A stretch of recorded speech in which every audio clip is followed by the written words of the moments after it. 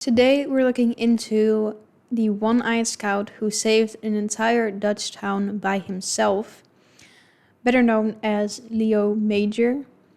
You guys requested or asked if I could react to this. So first of all, thank you for your reaction to my video where I learned about Canada liberating the Netherlands in World War II. As I said, I'm just trying to learn now. So today we're learning, or I'm learning more about the World War and this man right here who apparently went down as a hero in history. So let's find out more about Leo Major. Leo Major, the one-eyed scout who liberated a whole town by himself. World War II. In World War II, for the Canadian effort, one soldier stands out from all the rest, Leo Major. He was a French-Canadian from Montreal, Canada. In 1940, at the age of 19, he joined the Regiment de la Chaudière of the Canadian Army. That's so young. If I think about, when I was 19, if I had to join this army, I would be like, oh my God. Their insignia underlines their fierce fighting reputation, consisting of two crossed Vickers machine guns with a beaver above supporting fleur-de-lis. Private Leo Major first saw action at D-Day in France, taking part in the Normandy landings on June 6, 1944. Straight away, he distinguished himself as a scout behind enemy lines by capturing the German communications half-track, full of secret code books. He then forced the captured crew to drive the Hanomag towards friendly lines, but was fired upon with anti-tank guns by British and Canadian troops. Leo had to climb on top of the vehicle to get them to stop firing as they drove closer, and later remarked how happy he was that the British and Canadian soldiers didn't know how to shoot. When the English officer asked Leo to hand over the Hanomag, Leo refused outright, stating that it was a Quebec man who captured it, and so it was handed over to the Chaudière Regiment. His war was nearly cut short when a few days later he was scouting ahead of his unit. Leo unexpectedly encountered a patrolling elite Waffen-SS unit. In the ensuing firefight, he managed to kill 4 of the enemy soldiers, but one of them, fatally wounded, managed to throw a phosphorus grenade, and Leo was hit, damaging his left eye badly. Leo was then sent to a field hospital for treatment. Leo had to wear an eye patch while his eye healed, and he remarked on how he looked like a pirate. Remarkably, he refused to be sent home, stating that he only needed one good eye to aim a rifle. No, he's crazy. That's wild. To still choose to, respect. I feel like whoever knows about this man just has nothing but respect for this, because that's insane. Quickly, he returned to the front line and continued to act as a scout and sniper for his unit. Shortly after returning to active service in October 1944, he was involved in the month-long Battle of the Scheldt in Holland, which involved much heavy fighting and several amphibious landings. One day during this prolonged battle, Leo's commanding officer had ordered him to find the 50 zombies who had gone missing on patrol earlier. Zombie was a slang term used by Canadian volunteers for unenthusiastic, inexperienced Canadian conscripts in the war. Leo was carrying out the reconnaissance by himself, as always wearing PT sneakers instead of heavy boots. He was deep behind enemy lines in the dark, in freezing cold rain, muttering to himself, "I am frozen and wet because of you, so you will pay." Drenched to the skin while not finding the zombies, he did come across a garrison of German regular troops, sleeping in trenches that they had been digging all day. Noticing a snoring German officer, Leo woke him up, pointing his Sten gun at him, and then motioned him to order his men to follow him. One soldier raised his rifle and was shot dead by Leo, followed by 3 others who joined the firefight. After this, he shouted, "Achtung!" and "Handen hoch!" and the garrison quickly decided to surrender to him. He then single-handedly... That's crazy. Just how did he get to make him to do that? Well, I guess he caught him by surprise, but... Marched 93 German soldiers back to the Allied lines. Wait, 93 though? 93 soldiers? Did I hear that right? Handen hoch! And the garrison quickly decided to surrender to him. He then single-handedly marched 93 German soldiers back. No, that's insane. That he just managed to make 93 soldiers, what's the word? Like, he managed to make them do what he wanted. To the Allied lines. But on the way there, they were attacked by Waffen-SS troops manning an artillery battery from a neighboring village, who were infuriated that their fellow countrymen were surrendering. This left a lasting impression on Leo. The Waffen-SS unit managed to kill and injure a number of the German prisoners before being driven off by an Allied Sherman tank. Leo then handed over 93 German prisoners to his speechless commander. For his act of bravery, Leo was awarded the Distinguished Conduct Medal, which is the second highest award in the British and Commonwealth, the Victoria Cross being the only one higher. But surprisingly, he declined the medal, feeling the British commander, General Montgomery, who was going to present him with the award, was incompetent and therefore in no position to give him that medal. Damn. That's the ultimate boss move. To be like, to have done that and be like, no, I don't need this medal from you because you're incompetent. That's crazy.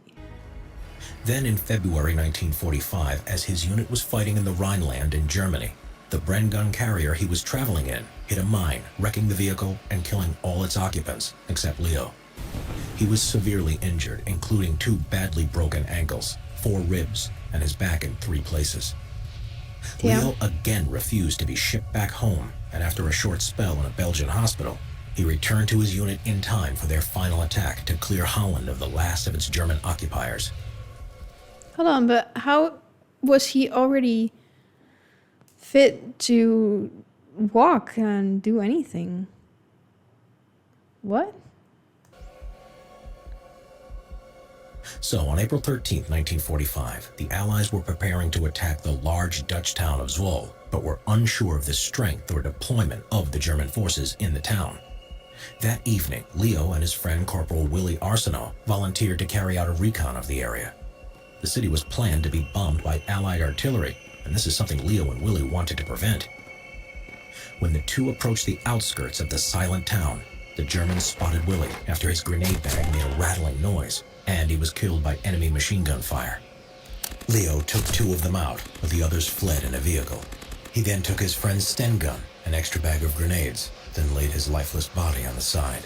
So enraged was Leo that he would go on a one-man rampage that lasted the whole night, using his submachine gun and bags full of grenades.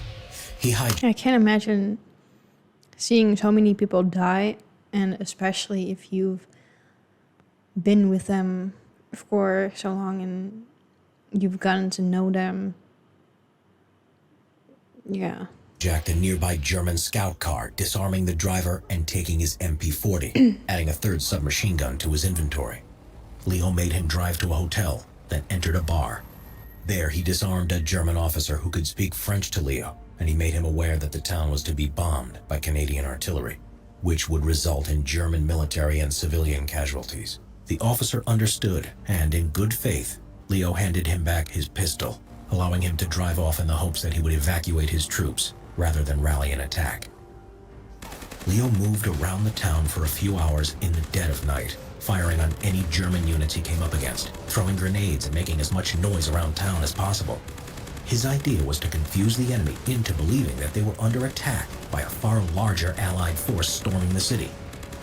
He proceeded in killing. He did that all by himself? Or capturing German defenders as he moved from street to street, using the local river and church as reference points so as not to get lost. Every time he had enough prisoners, normally between 8 to 10, he would march them back to the Allied lines and drop them off, before returning to the town to carry on his one-man assault. He is reckoned to have done this around 10 times. 4 times in the night he had to force his way into civilian houses to rest. Although terrified by his initial appearance, once they understood he was Canadian, they looked after Leo. During his rampage, he also attacked and set light to the Gestapo headquarters, further adding to the confusion. Then, finding the SS headquarters, he engaged in a firefight, killing 4 SS officers inside. Then, later, Leo came across a group of townsmen by chance. This included a local policeman by the name of Frit Kuiper. All of these men were secretly members of the Dutch resistance. Leo then explained to them that the town was liberated. Then the group went on to take the town hall and bring the civilians out onto the streets. By 4:30 a.m., the German garrison had fled the town, and Leo had single-handedly liberated Zwolle. Leo retrieved his friend Willie Arsenal's body and returned to his unit, who had yet to advance into the town. On that morning of April 14th, the Allied forces entered the town without a shot being fired and without the loss of civilian life from the planned bombardment, due to Leo's outstanding bravery the previous night. That's crazy. Like, he did that all by himself. The intelligence and bravery of that man is unmatched. For his heroism above and beyond the call of duty, he was again awarded the Distinguished Conduct Medal, and this time he accepted it. After the war, Leo left the army and returned to civilian life to resume his old job as a pipe fitter. With the start of the Korean War in 1950, the Canadian Army joined the United Nations forces in fighting the Communist Chinese and North Korean invasion of South Korea. Leo, though only 29 years old, was seen as a veteran with a special skill set and was recruited to rejoin the army and become a member of a special scout and sniper team. Then, in November 1951, the Communists attempted to take some strategic important high ground just 40 miles away from Seoul, the South Korean capital.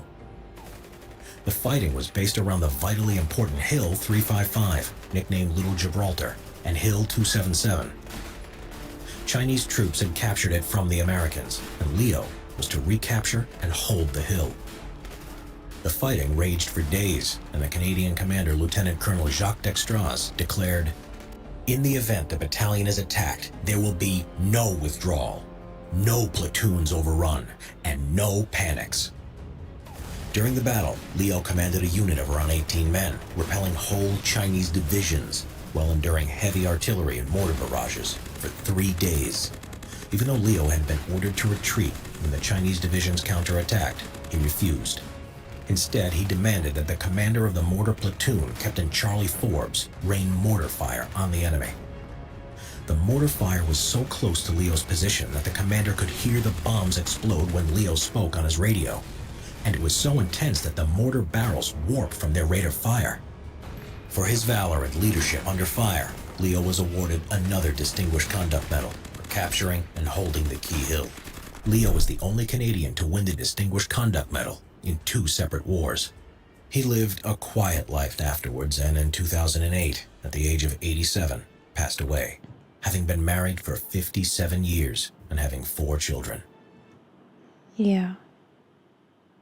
Rest in peace, first of all, and he deserves a quiet life after all of that. I didn't even know. He got his, hold on. He got a street named after him. Much deserved, but wow, like, I did not know what to expect from this video, but this is insane that he managed to do all of that. He managed to free this whole city by himself. Again, the guts that this man had is unparalleled. He is quite literally the definition of a hero, in my opinion, from watching this. Like,